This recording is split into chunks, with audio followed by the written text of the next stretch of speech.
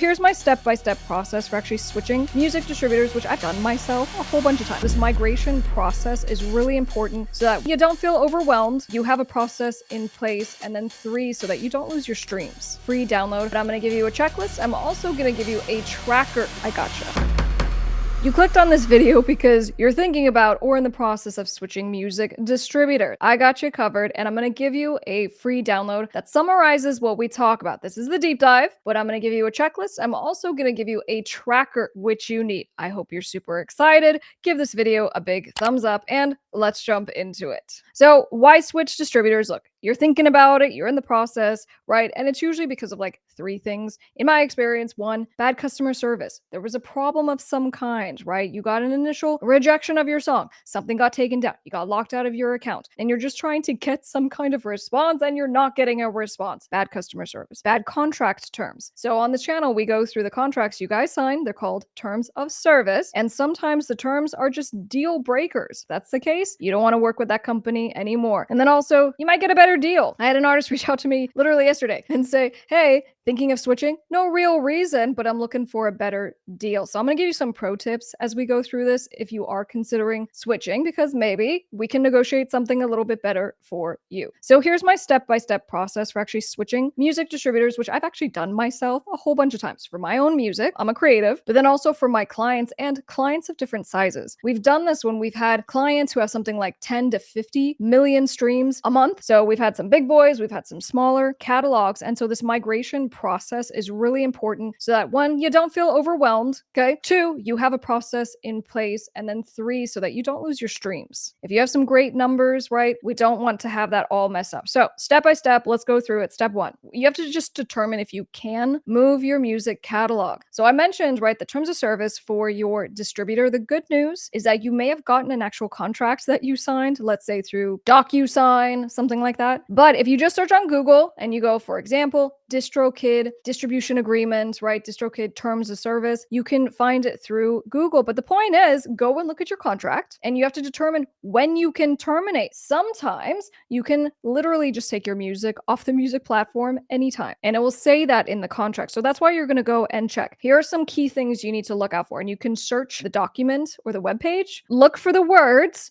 non-exclusive. Look for the word exclusive. So this will tell you basically what you need to know. And so if it says, hey, this is non-exclusive, so you can take your music off the platform, you can distribute your music through other distributors, basically figure out how long the contract is for. Now, if you're looking at this thing, you're like, I have no idea. That's okay too. I have people contact our office all the time because they just need someone to review it and just tell them when can they terminate. That's fine. Whether it's me, whether it's someone else, just get a legal professional to give you that answer. But now, hopefully, you have your answer. So here's my pro tip. If you look at your contract, and you're like, hey, I cannot move my music catalog just yet. I'm tied up with this distributor for the next 6 months. You want to do 2 things. 1, calendar when that deadline is that you can move your catalog, because you'll forget about it. And then what happens is that your music contract will get extended because there's automatic extensions in these contracts. So we don't want to have you stuck for year after year after year.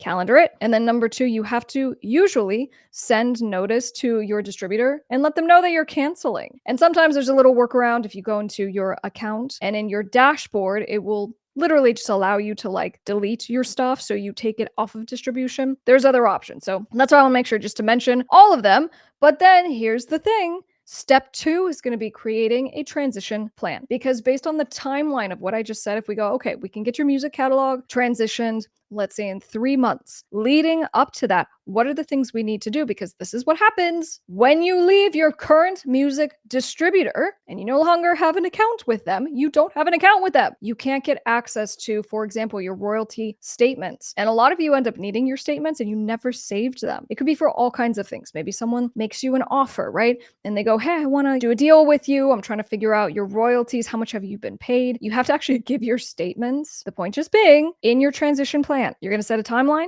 You're going to list out the tasks that you need to do. And one of them should be backing up whatever is in your current distributor account. That might be statements. Sometimes, and I think this is with, for example, DistroKid, they have vaults and they keep copies of your music. So if there's a place where your stuff is organized and saved with your metadata, which we're going to talk about in a sec, just go get it.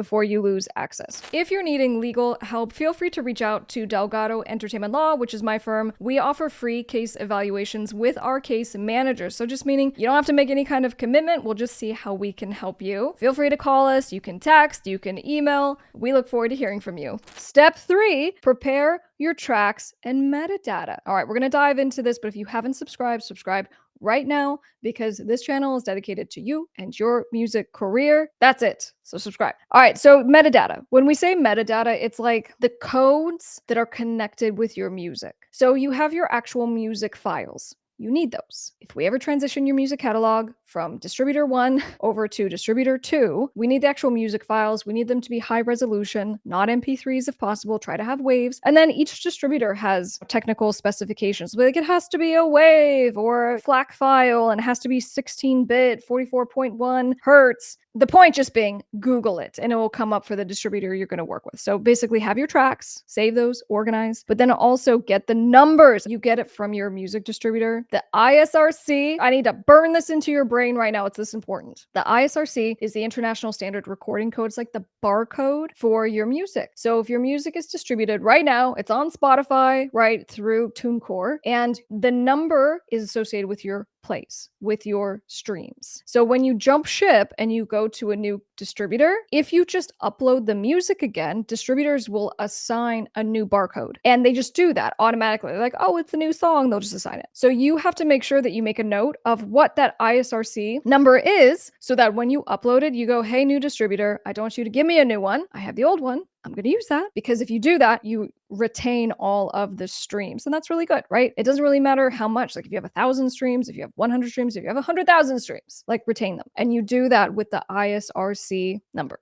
All right. So one is going to be the ISRC. And again, you get that in your old distributor before you lose access. There are other ways after the fact, but that's going to be one of the best. And then the other one's called a UPC. A UPC is a catalog number, and not all distributors have this. So if you have one through your current distributor, great, just make a note. In this free download I'm giving to you, I'm showing you like basically you're going to gather all this information and where to put it, how to organize it. I gotcha. Step 4. So now we're going to actually start the catalog migration process. So we're going to go, hey, current distributor, we're letting you know that we're going to terminate. How long does it typically take for you to take all the music off of music platforms? Because the biggest mistake that you guys make is that you will go and redistribute through the new distributor. And then guess what? There's now 2 copies of your music on music platforms. It creates conflicts and it will get your music taken down, like all kinds of just terrible headaches. So we actually have to time it. So we go, hey, distributor, old distributor, we're taking it down. What's your timing? And then we tell new distributor, hey, they said 30 days. And they go, okay, we're the new one. We're going to hold tight. So there's a little bit of administration that happens and you just have to talk to each side. Like truly, that's what it is. And that's why I mentioned, for example, when we have sold really big music catalogs, the buyer doesn't want to lose any of the royalties during that transitionary period. And so it's very carefully administered.